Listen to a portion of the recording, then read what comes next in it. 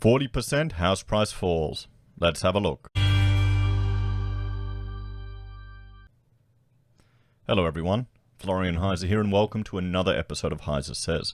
Grab your stein of coffee and let's have a look at this article written by Nasim Kadim from ABC News discussing bank deposits and significant house price falls post-pandemic.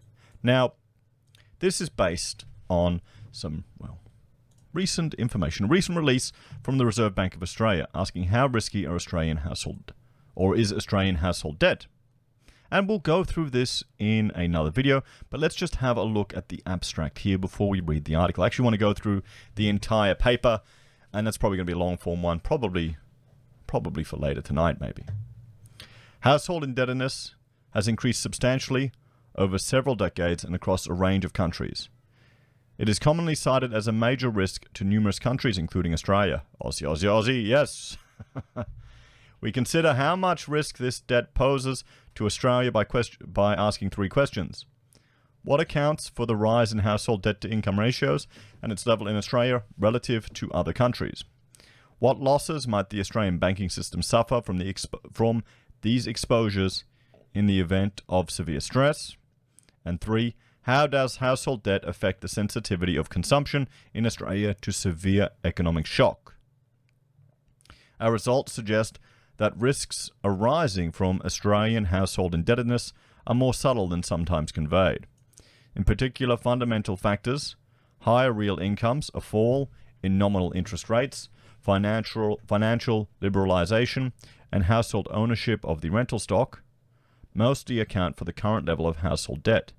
Banks appear resilient to a severe downturn thanks to moderate loan-to-value ratios on residential mortgages, and the distribution of debt does not appear to heighten wealth effects on consumption.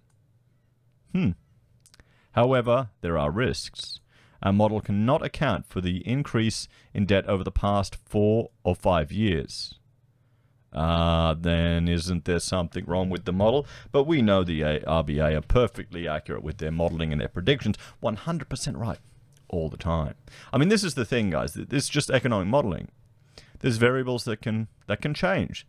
It's an emergent system. It's an emergent complex system, and we can't predict the future as much as people want to let you believe they can.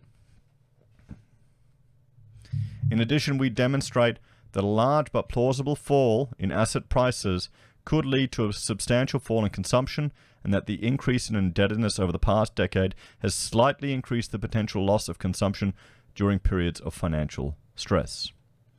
So, I mean, there's the abstract, and we'll go through that in another episode. But let's just jump back here and look at this article written by Nasim. Because, the scenario that they're highlighting, a 40% fall in Australian house prices is an extreme but plausible scenario according to the Reserve Bank of Australia discussion paper on household debt. 40%. So let's just we'll bring up, one moment here, everyone. Property prices. Okay. So this is an index. And we can see here let's just say, for argument's sake, that Sydney's at 120. We'll pretend it's here. Okay, it's back in time. So what's 40% of 120? Okay, let me bring my calculator up because I'm so well organized. I should have done this beforehand. We'll do 120 times 0.4. That is a loss of 48. So that would take us down to 72. So roughly, just rough figures. So let's just say about here. So that would mean Sydney would be back, rough as guts, to 2014 figures. Not Sydney. Melbourne would be back to 2014. Sydney, let's say they're at 100, and they'd be back to 16. They'd be back to 2014. So it probably looks like 2014 for Sydney and Melbourne. What do you think? What do you think that would do to consumer confidence? How would you feel about your house going back to the 2014 valuation? So, but the paper says banks appear resilient to a severe downturn, and that most household debt is held by those who can afford it. And this is the magic trick. Sure, these people have these huge debts on, but they can afford it. But then remember, we were looking in previous episodes, and this one, it's just stuck with me. It was a professional couple, a project manager. The woman was a project manager. The gentleman, he was a manager in a logistics factory. PMs earn good money. They're well over six figures, or they should be. The two of them shouldn't be dependent on a mortgage holiday to keep them in their house. Okay, so if a couple like that, if they are depending on these mortgage holidays, the good graces of the bank, how's the average punter going to even possibly deal with it? I guess we just the problem is we're in a culture where property has only ever gone up in living memory in the last 20 years. In the last 20 years. The paper was released after a Senate committee rejected a proposed One Nation bill designed to address fears savers' deposits could be bailed in by failed banks. Now, there is fear about that. There's certainly fear about that. Honestly, I'm probably more concerned with a bank run. With a bank run, then they'll restrict people's access to money. Honestly, I think they'll just inflate away the value of what we have before that happens. They'll just money printer brewer. But you see, I mean, they've got enough unnecessary legislation that just sails through. But One Nation proposes something to actually protect people, or at least just give the average punter peace of mind. We don't need that. It's not necessary. There you go. It's interesting. I had a viewer ask my opinion about One Nation, and I pointed him to the video I did looking at Mark Latham's opening speech to the Upper House in New South Wales. He was a new viewer. He hadn't seen it before. And I think a lot of people are actually quite surprised when they actually ignore what the media is saying about One Nation, look at some of their policies, look at some of their approaches, and go, oh, wait a minute, they're actually quite sensible, a lot of what they're saying. Why is the media calling them far right? Oh, wait a minute, their immigration policies, they're in line with what Labor's saying now. Funny that. And that's the challenge with any political organization that tries to go against the establishment. The big two, the media will tear them to shreds. So, anyway, in a bail-in scenario, the regulator would allow a failing bank to take your deposit and convert it into shares to ensure the bank's survival. Wouldn't that be great, guys? Shares that you probably couldn't touch, would pay no dividends. The committee rejected submissions that a legal loophole gave the Australian Prudential Regulatory Authority the power to implement, authorize, or direct bail-in to deposit accounts. Well, we're really unsecured creditors to the bank, guys. In New Zealand, they have this. They can bail in your deposits. And it's just something that consumers need to be aware of. Now, I'd imagine most consumers don't understand the implications of that and aren't really that financially literate. It's just the way it is, isn't it? Instead, it decided that there's already legislative certainty that deposits cannot be subject to any form of conversion, write-off, or bail-in. So how risky is our household debt burden? The RBA paper titled, How Risky is Australian Household Debt? Suggests that only a small portion of the rise in indebtedness is either unaccounted for or related to potentially more speculative factors. That, it says, is in part because debt is not concentrated among households with high loan-to-value ratios. In fact, most of this debt is held by households whose risk of unemployment is relatively low. Now, well, did anyone predict this recession? First one in 30 years, nearly 28 years? While households that are most at risk of experiencing very large changes in asset values relative to income tend to have little leverage, it said. Nevertheless, rising household debt still poses financial risks, the paper warned. Our model cannot account for the increase in household debt over the past 4 or 5 years, it said. A large but plausible fall in asset prices could lead to a substantial fall in consumption. And that's exactly what they don't want. What they don't want. They want to keep you consuming, everyone. They want to keep you spending, keep you shopping, get your afterpay, get your lay-by. Buy. Buy the useless stuff you don't need. Well, I'd recommend buying an entire cow and storing it, buying your food in bulk. It's great waking up in the morning having a steak for breakfast 5 days a week. You can get used to it, okay? The increase in indebtedness over the past decade has slightly increased the potential loss of consumption during periods of financial stress, it says. So a banking stress test looked at 40% fall in house prices. The RBA paper specifically referred to the findings of a series of recent bank stress tests in Australia conducted by APRA and the IMF. It said the tests showed Australian banks were well placed to handle a severe downturn in the economy, but that households could still significantly curtail their consumption in response to a severe recession. Some of these tests looked at a hypothetical scenario involving employment falling by 8% and house prices falling by 40%. We believe this is an extreme but plausible scenario, which is broadly in line with the shock experienced by some countries during the GFC, the RBA paper said. What do you think? I'll have a shot of coffee, guys. Let me know in the comments what do you think. Do you think a 40% price correction to property could happen? Do you think it'd be a good thing for the nation in the long run?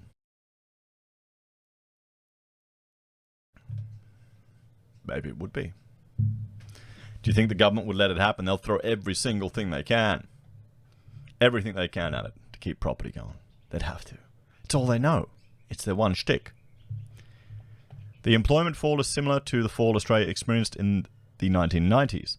7% fall to employment to population ratio. And the fall the pandemic, 7% fall as of June 2020, but is significantly more extreme than during the GFC. So we're lining up to be like the recession Australia had to have. It said the housing price fall under consideration was more extreme than the 1990s, 20% fall in real housing price, and during the GFC, but it was comparable to falls experienced in countries that were heavily affected by the crisis, including the US at 32%, Spain at 37%, and Ireland at 55%. Now, are we just going to copy Ireland, guys? Are we going to be the Emerald Isle when it comes to property?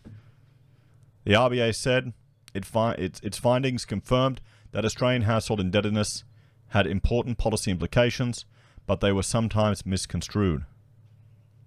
The level and growth of household debt reflects high incomes and direct ownership of rental housing, not evidence of widespread excessive leverage, it said. Household borrowing, yes, but what happens if you start getting a 20% fall and then consumer confidence dives and then more people start flooding the market trying to sell? If it's got nothing to do with the leverage, it's just a FOMO, fear of missing out. They want to get out of the market like that people wanted to get in. Or if your rental properties just keep costing you money to have because you can't get anyone to rent them because all the international students aren't coming back. Tourism's tanked. I'm sure their modeling took account of that. Household borrowing is a large share of banks' assets and so is important for their performance. But overall, high lending standards, low loan-to-value ratios, and banks' high level of capital mean they are highly resilient to adverse shocks to households. But it still warned of the need for policy intervention in the case of a more severe downturn. The implications for consumption of household indebtedness are an important mechanism to take into account when targeting macroeconomic policy to respond to economic shock, it said. So bail-in bill rejected by the Senate inquiry. This week, a Senate inquiry rejected a controversial... Was it controversial? Why do you have to add that word there, Nassim? A bill introduced by One Nation Senator Malcolm Roberts. Now, I've watched some... One thing I watched that Malcolm did was he did a presentation on Cubby Station. It was fantastic. It was really good. It was really good. You know, he's got his head screwed on. He's an engineer, you know. That's his problem. He probably thinks he thinks like an engineer, not a politician, so he can't put up with all the crap. But have a look at it if you haven't seen it. It's on his Facebook page. I'd highly recommend it. You know, just out of seeing the achievement that was that station. You know, that turned a bit of dead desert into a productive asset.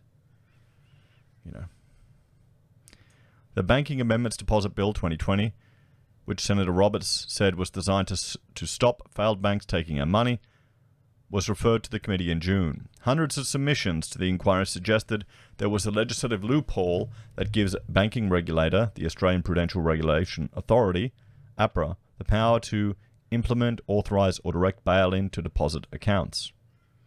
But the committee, chaired by Senator Slade Brockman, dismissed Senator Roberts' push. Its report cited submissions from Treasury, APRA, and the Reserve Bank, indicating that there is already legislative certainty that deposits cannot be subject to any form of conversion, write-off, or bail-in. I mean, can you see it actually happening? I can see the banks just being allowed, money so cheaply provided by the RBA that the banks just borrow to the hilt. And then they'll reduce the value of your money that way. Might be better off them giving you shares than inflating your money to nothing. What do you reckon? What do you think? This is because the Banking Act contains several explicit provisions that explicitly rule out the possibility of any form of conversion, write-off, or bail-in of deposit accounts, the Senate inquiry report said. See, this is the thing, though. Is your account a deposit account? So if it is an offset account for a mortgage, a deposit account, I'll need to look into that, really. I'll need to look into that. How are you handling your savings, guys? Have you got it in one bank? Have you spread it out over several? Or are you just a stacker? Or are you putting it into property? To hell with the potential fall in it, you're putting it into there to have a physical asset. The committee notes the concerns expressed by submitters that their bank deposits may become subject to bail-in should a financial institution become unstable. But it said the Banking Act was not well understood by the public, nor were APRA's priorities and powers. In the unlikely event of financial crisis, the government's overwhelming efforts would be directed towards stabilizing the financial system, the report said. Under the Financial Claims Scheme, savings with authorized deposit-taking institutions, ADI, are guaranteed for deposits up to $250,000 per institution. But the danger is your ADI could have several brands. And what if you got more than 250 grand? Oh, you shouldn't, comrade. You shouldn't. That's greedy. How dare you have that much money? You don't need that. Workers, unite. Roberts says the committee ignored 190 submissions in favor of the bill. And you've got to think about that. People actually making submissions to something like this is a big number. It's a big number. When you look at the cash ban, look at all the engagement they had in their public meetings. They had thousands of more submissions and people engaging with the process than turned up to any of these things that they used to justify their whole position. At the very least, the good thing is people are being politically activated, hopefully. Hopefully. But a dissenting report by Senator Roberts said the committee ignored 190 submissions in favor of the bill and instead relied on advice from the Treasury and APRA in favor of the status quo. I mean, what would the damage have been for them to make that slight... It was not a very insignificant amendment to it, just protecting deposits. What would be the cost of implementing that? They want to implement a $10,000 cash ban with additional requirements for APRA and all these other organizations to track us, which will increase costs. And there's a very few $10,000 cash transactions actually made. It's completely pointless. But they're happy to sail through that. But this, oh well, this to even put at ease people, even put the public at ease. Wouldn't you think it'd be smart for them to do? Or is it because it's coming from one nation? See, that's the thing. Even if we're perfectly safe now with the current status quo, there's public concern. He said the entire premise of a bail-in was to save the bank and maintain financial stability, which is a core part of APRA's role. I mean, what would be the outrage? Would Australians finally start taking to the streets over that if they took your bloody money? Or would we just, take the knee and behave? I don't know. I think this would actually wake up people. I think people would give a shit about this. There's a lot of stuff Australians just, she'll be right, mate, stuff it, I don't care. But taking people's money, yeah, that'll piss them off. That will piss off the people more than anything. Why do you think they're handing out free money left, right, and centre right now? This can occur without long-term loss to depositors' funds that were forcefully exchanged for shares in the bank, Senator Roberts said. Those shares will most likely regain their value years later. He noted the $250,000 guarantee triggers once a bank fails and has to be activated by the treasurer. The committee is relying on a scheme that is not active, may not be active, may be activated after a bail-in, and is not funded. The committee has also noted, has also not taken into account an IMF view that the emergency powers in the Financial Sector Legislation Amendment, Crisis Resolution Powers and Other Measures Act 2018 have primacy over the provisions of the Banking Act, he argued. He said the government's 2014 Financial System Inquiry final report acknowledged, inevitably, failure can and will occur, the system will be exposed to crisis, and at times unsecured bank creditors will be exposed to loss. And that's us. That's us. You're an unsecured bank creditor. So here's the question. Here's the other question. Why bother having a deposit? Why not just buy shares then? What do you think? If they're not going to protect us this way. So there we have it, everyone. The RBA modeling potentially 40% decline in housing. You know, are we going to follow Ireland and hit 55%? But don't worry, because apparently all these people, you know, these wealthy people can afford it, even though we're seeing professionals having to depend on mortgage holidays. What do you think? Let me know your thoughts and opinions in the comments below. Please like, share, and subscribe to the channel. Are you worried about your bank deposits? Are you worried about a 40% fall? Or do you think in the long run it would be a better thing for our nation? Would you take a hit to your property? Or would that put you in negative equity? Or would you even care? As always, thanks for watching. Please like, share, and subscribe to the channel. If you're a fan and want to support the content I create here, there are a few ways you can. You can join the channel on YouTube or Patreon. You can support us using our affiliate links at Amazon, eBay, Independent Reserve, or Kucoin. You can buy our merch from HeiseSays, use Gold Pass from the Perth Mint, or support us via PayPal. Take care, everyone. Have a great day, and I will see you all in the next episode.